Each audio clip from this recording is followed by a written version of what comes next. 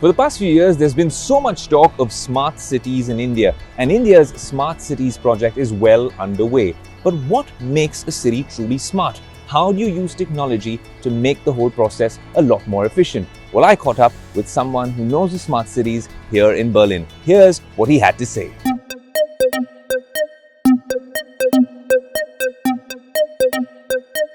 Well, on Tech Today, I have a very special guest with me here at the Siemens HQ in Berlin, Matthias Rebellius. Thanks so much for joining us on Tech Today. Yeah, hello. Hello everybody out there, so it's good. Matthias, you've worked so much in smart cities, and in India, we have a very robust smart cities plan. But from a technology perspective, I wanted to understand what are the true parameters that Indian cities should be working on to make them truly smart using technology.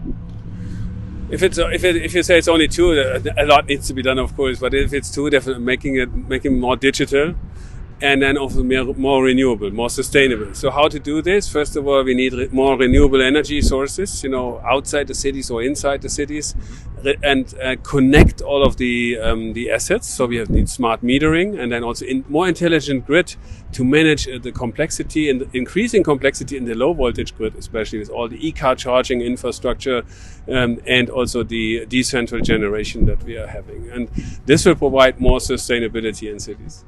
I think that's fascinating. You mentioned EVs as well. Now, we've seen a lot of EVs here at Siemens, but of course, we are trying to push for EVs in India in a big way as well. Charging infrastructure, range anxiety. Are there things out there in terms of smart mobility that tech companies like Siemens have to offer as well, which can make the whole process a lot more efficient? Yes, we also talk about the hybrid world. That does not mean that we have hybrid cars only, but we live in. There's an evolution of things. So the number of EV cars will of course increase, but not only in the private world, but it's also we talk about autonomous driving. We talk about charging as a service and electrical fleet management, which is a very important point, and also for bus charging, for example. We have in all of these areas we have examples around the world, also in India. And I do see this increasing significantly, and it needs investments also from the cities, the states, and also from private investors. We're standing in front of an iconic historic building, and it's fascinating to see the mix of traditional architecture and all these smart solutions. Is this the way forward for the world? Smart cities similar to this one in Berlin?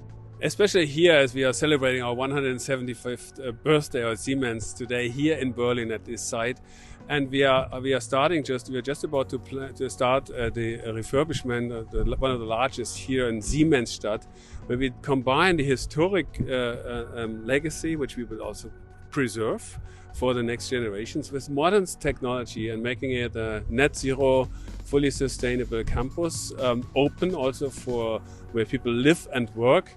Have also research and develop and deploy the technologies for the future, where we also will be supporting for the next 175 years as one of the most relevant tech companies in the world.